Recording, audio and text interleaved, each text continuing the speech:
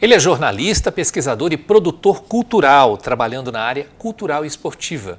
Formado em jornalismo pela Universidade Presbiteriana Mackenzie em 2005, já passou pela Carta Capital, Folha de São Paulo, UOL, Retrato do Brasil, IG, HuffPost Brasil e Placar. Atuou na coordenação de produção do álbum Confidências de um Sambista, de Silvio Modesto, e desenvolveu o roteiro de animação do curta-metragem Riachão, O Último Malandro. O projeto Memória do curso de jornalismo recebe o jornalista André Carvalho.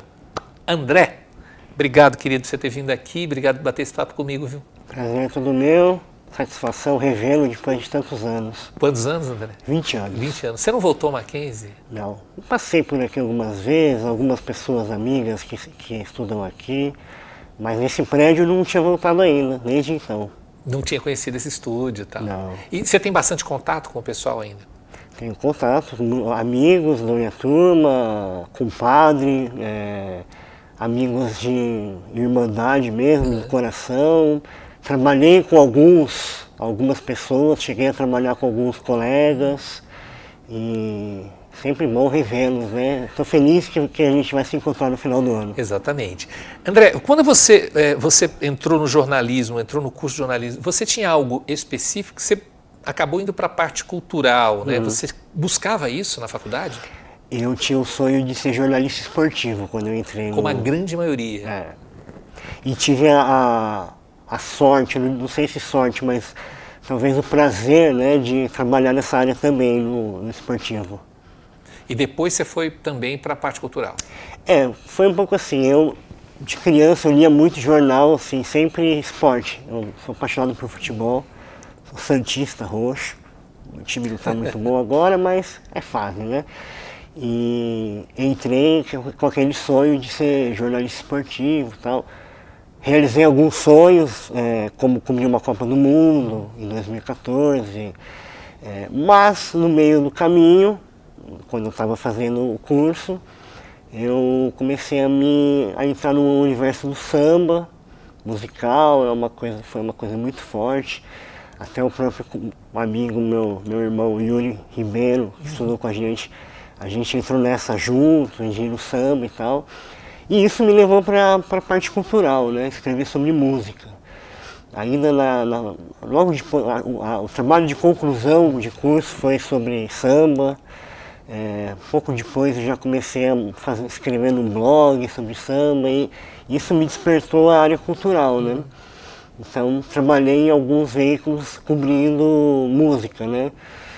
E aí o futebol, o esporte voltou depois e pude trabalhar também nessa área, que são minhas duas grandes paixões, né? É cultural e esportivo, mas é um pouco futebol e samba, assim, também. A Placar voltou, né? Não sei se você tem acompanhado também, que foi uma grande revista. Na tua época ainda existia, né? A revista impressa. Eu cheguei a trabalhar lá na Abril, na época, no site, mas colaborei para a revista também. O que você acha que teve, você conseguiu aproveitar da faculdade para a sua formação? Primeiro o ambiente, né? Assim, você estudar, junto com pessoas que têm essa mesma vontade, esse mesmo anseio de ser jornalista. E os professores, claro, trazendo a sua experiência, a sua bagagem. É claro que assim, muito do que você se torna jornalismo é na prática, né? Fazendo a reportagem, aprendendo a desenvolver uma pauta. Muitas vezes a pauta se transforma no momento da apuração, mas o ambiente da faculdade ele te desperta, ele te alimenta, né, o fogo do jornalista mesmo. Então eu acho que é um pouco isso e começar, né, ali a fazer os jornaizinhos, as reportagens, ler muito e pegar a experiência mesmo dos professores, né? Eu acho que isso conta muito. O André, muita gente da sua geração e posteriormente também acabou indo para o jornalismo, comunicação, mas mais na área de assessoria. Você não fez esse trajeto, né? Eu passei por assessoria também. Acho que tirando o estágio, minha primeira experiência em comunicação foi assessoria de imprensa. Era uma assessoria que tinha vários clientes diferentes, assim, um pouquinho de cada coisa.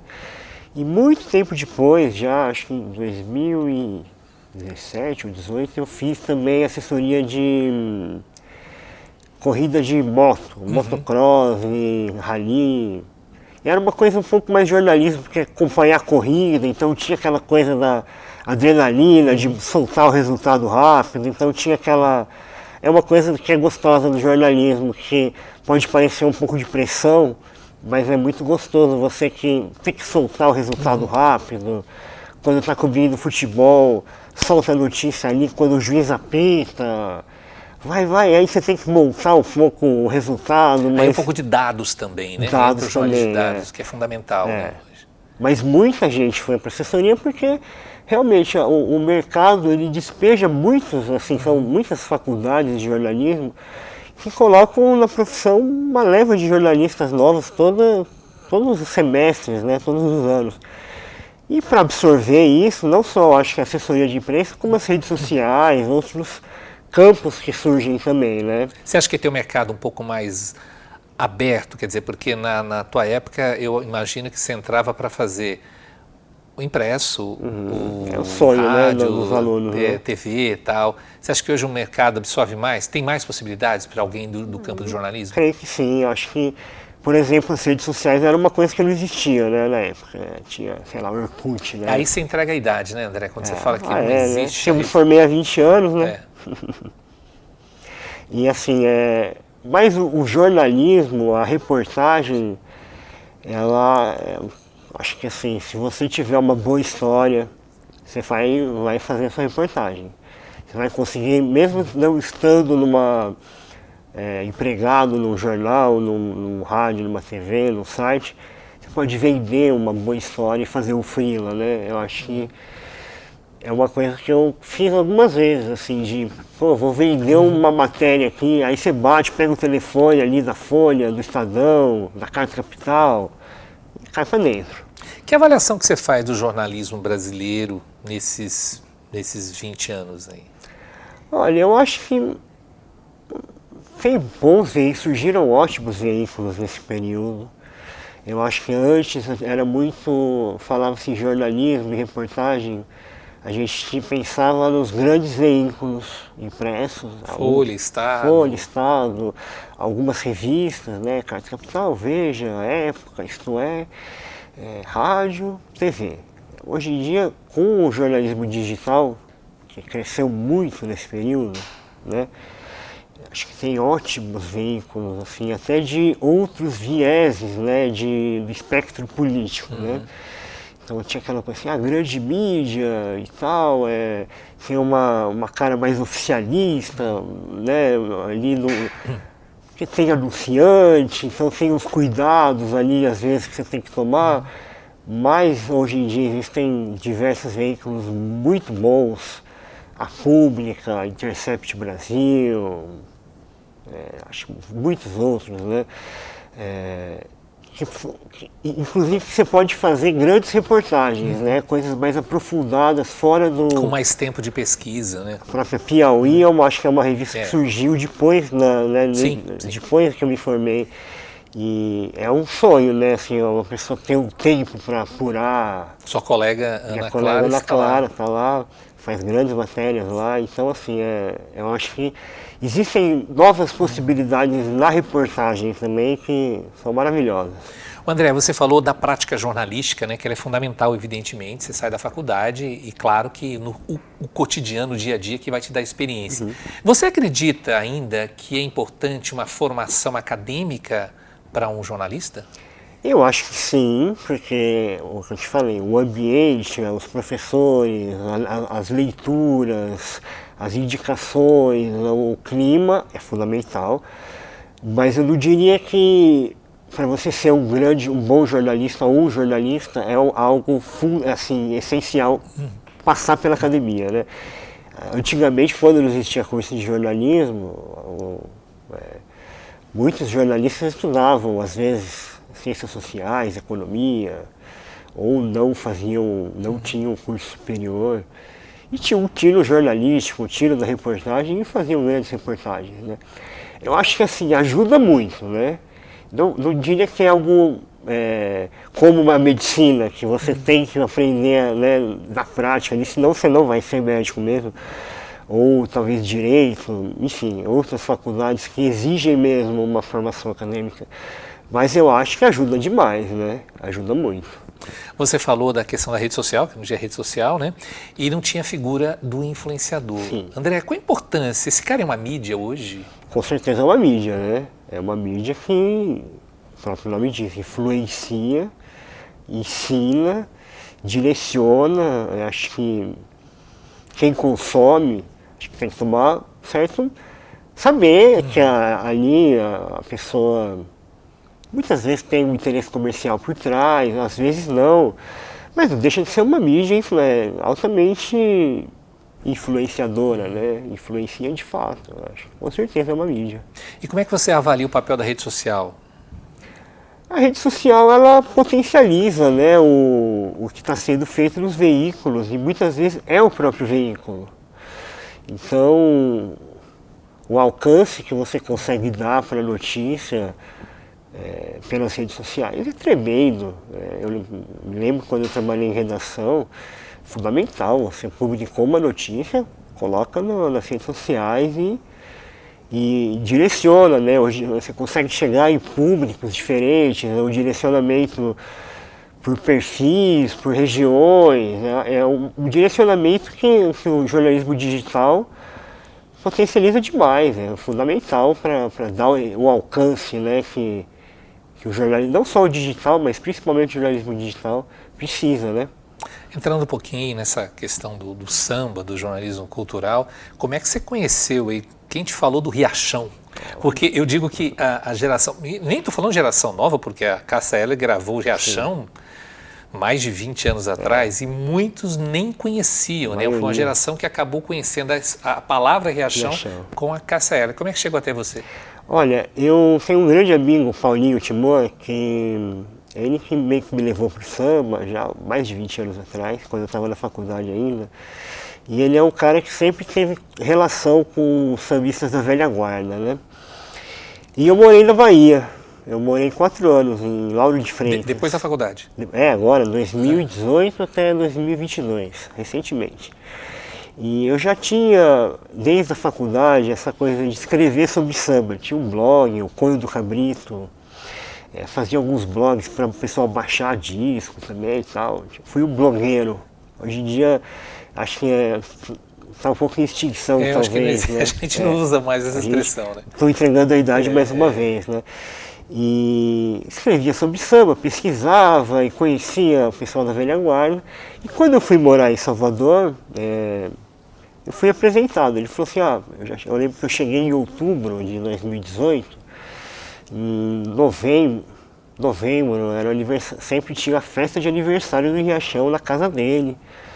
Era uma tradição, né?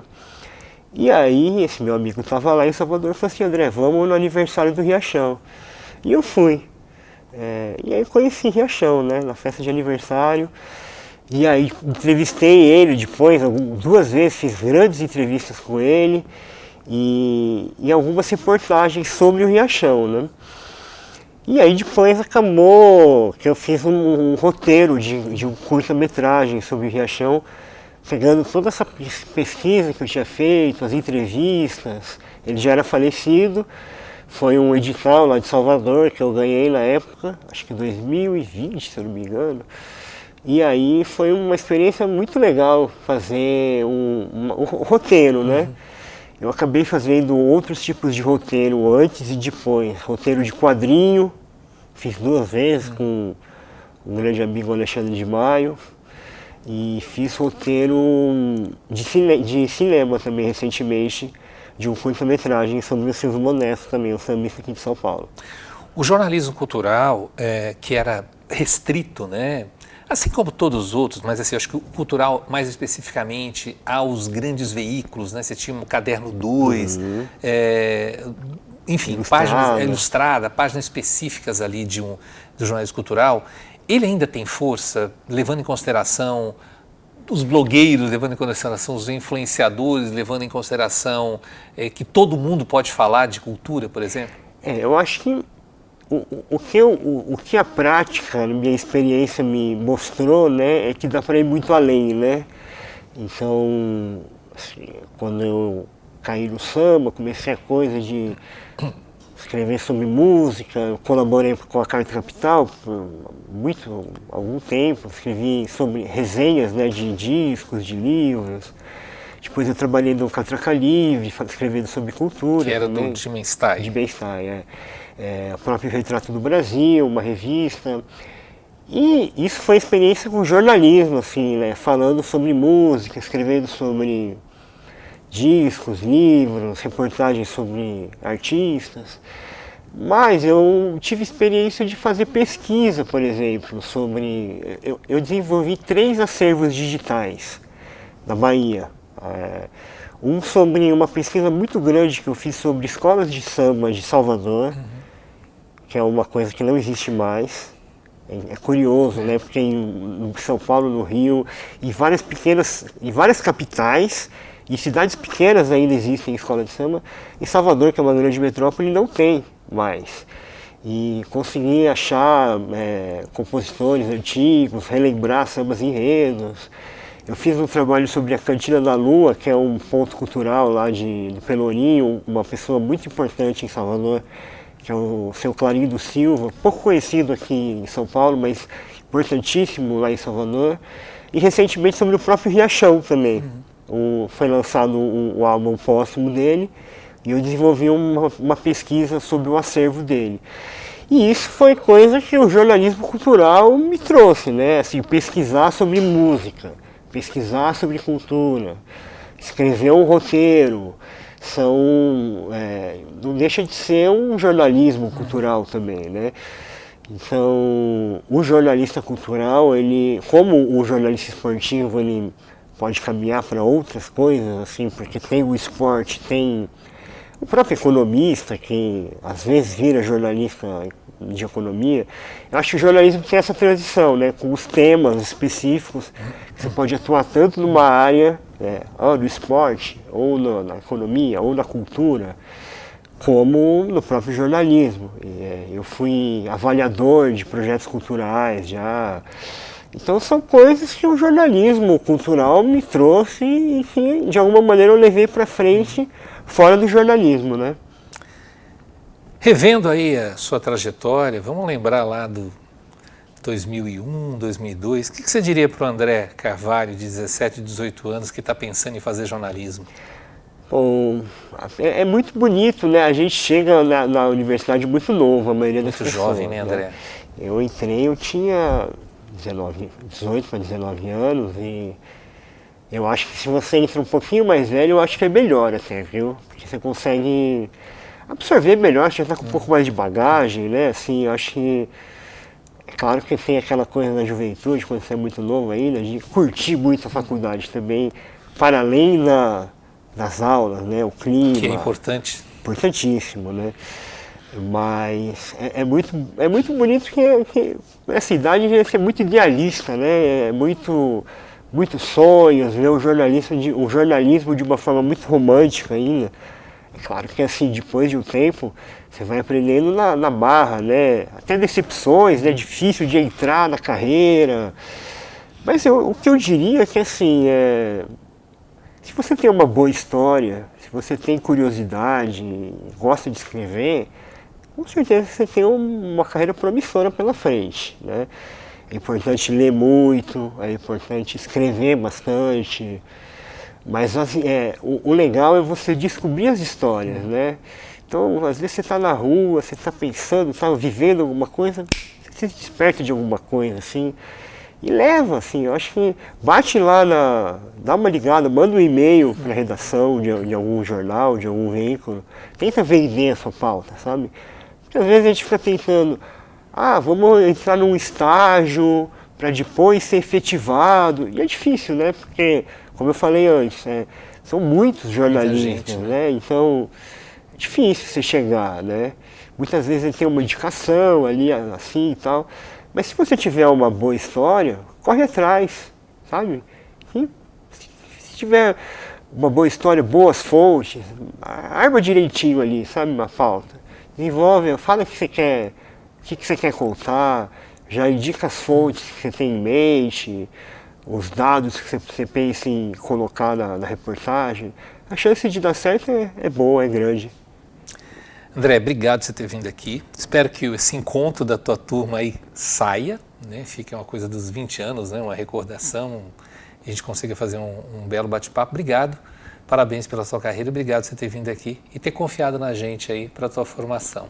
Foi um prazer, tenho muito carinho pelo Mackenzie, minha formação aqui, os amigos que eu fiz, os colegas com quem eu trabalhei posteriormente, muitos. E fico feliz de ver também colegas aí atuando com destaque, né? Para mim foi um prazer relembrar e poder conversar um pouco contigo. Eu que agradeço. Obrigado.